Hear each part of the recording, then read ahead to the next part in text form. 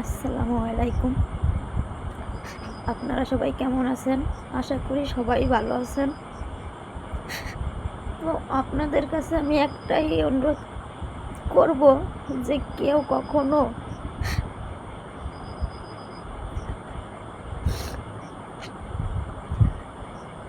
আমার আব্বু বেঁচে নেই। আমি বুঝি যে যার বাপ মা না থাকে তার কতটা কষ্ট হয়। যেরকম আমার আব্বু বেঁচে নেই। হাজার চেষ্টা করলেও কিন্তু আব্বুর আদর পায় না। আমার আব্বু মারা গেছে আজ ৯ বছর। আমার মা, আমরা ৩টে ভাই বোন। আমার মারও কিন্তু যে অনেক বয়স তা না, কিন্তু আমার মা আমাকে ৩টে ভাই বোনরে নিয়ে সে বাইচে আছে। সে আমাকে ৩ ভাই বোনের মুখের দিকে চায়ে কখনো কোনো আলতু ফালতু কিছু করিনি।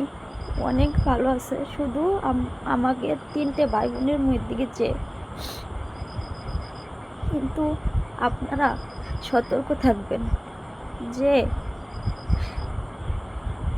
এইরকম একটা বিধবা মানুষ, স্বামীহারা মানুষ, যে সন্তানের মুখের দিকে চেয়ে বেঁচে আছে, সেই সন্তানদের জন্য সে আলতু ফালতু কথা শোনে, সে গালি শোনে। এর তো মরে যাওয়া অনেক ভালো।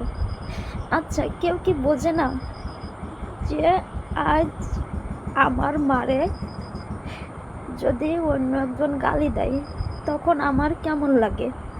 তাহলে সেও তো একজনের মা নাকি? আমরা মেয়ে বলে এই কারণে মানুষ না? যার যেভাবে ইচ্ছা সে সেভাবে সব কিছু করতে পারে। কেন এরকম নিয়ম? কেন মেয়েরা কিছু না করলেও তাদের অন্যায়, ছেলেরা হাজার অন্যায় করলেও তাদের কোনো অন্যায় না? আল্লাহ কি এটা বলছে? কোনো জায়গায় লেখছে যে মেয়েদের গুনাহ, যে কোনো কাজ করলে মেয়েদের গুনাহ আর ছেলেদের গুনাহ না?